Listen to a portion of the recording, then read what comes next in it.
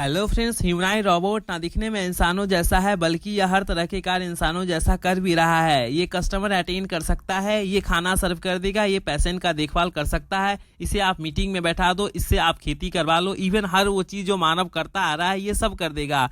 अब ये स्पेस में एस्ट्रोनॉट्स यानी कि अंतरिक्ष यात्री बन के भी जा रहा है। तो चलिए जानते हैं आखिर इस ह्यूमनॉइड रोबोट को बनाया कैसे जाता है और यह क्या है। तो सबसे पहले जानते हैं ये क्या है। ह्यूमनॉइड रोबोट एक ऐसा रोबोट है जो इंसानों जैसा दिखने वाला और ठीक इंसानों की तरह कार्य करने में सक्षम हो, जैसे एज ए कस्टमर बन के लोगों से बात करना, एज ए वेटर बन के लोगों को खाना सर्व करना, किसी बीमार व्यक्ति का शुभचिंतक बन के उसकी देखभाल करना।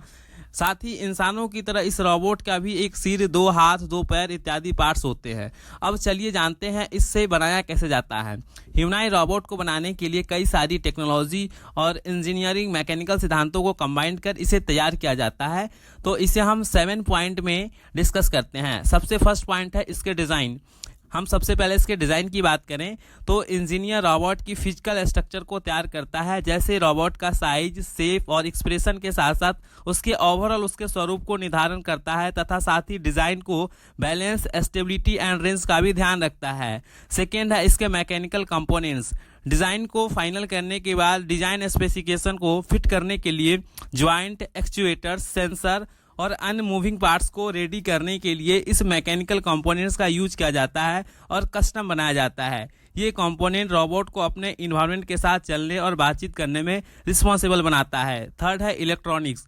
रोबोट्स की मूवमेंट्स एंड प्रोसेस को कंट्रोल करने के लिए इलेक्ट्रॉनिक सिस्टम को रोबोट के अंदर इंटीग्रेटेड यानी कि एकीकृत किया जाता है।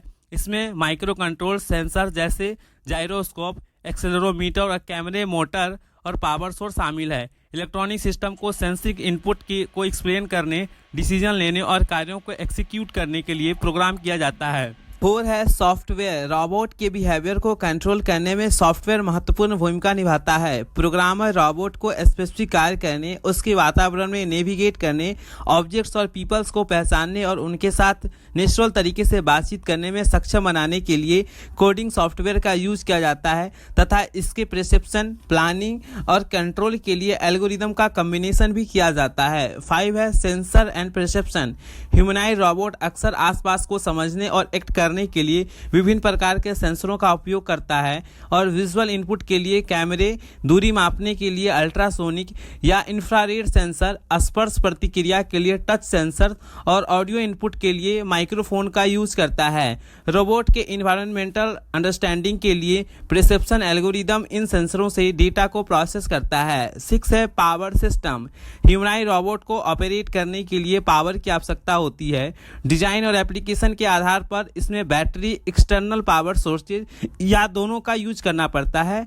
यह इंश्योर करने के लिए कि रोबोट बार बार रिचार्जिंग या रिफुलिंग के बिना एक्सटेंडेड पीरियड्स तक काम कर सके, तो इसके लिए पावर मैनेजमेंट सिस्टम आवश्यक है।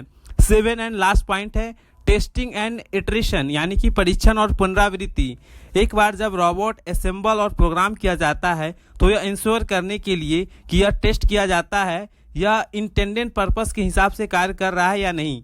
इंजीनियर इसके परफॉर्मेंस को एनालाइज कर उसमें हो रहे इशू को आइडेंटिफाई कर आवश्यकता अनुसार एडजस्टमेंट करते हैं और यह पुनरावृत्ति प्रक्रिया जब तक कंटिन्यू रहता है जब तक रोबोट स्पेसिफिकेशन और परफॉर्मेंस को स्टैंडर्ड तरीके से पूरा नहीं कर लेते। ओवरऑल ह्यूमनॉइड रोबोट के लिए mechanical engineering, electronics, software development, designer, programmer सभी का योगदान है। आप लोगों को वीडियो समझ में आ गया होगा तो वीडियो को एक प्यारा सा लाइक करें, शेयर करें और चैनल पे नए हैं तो चैनल पे सब्सक्राइब करें ताकि ऐसे ही यूजफुल वीडियो आप लोगों के साथ शेयर कर सके। Thank you.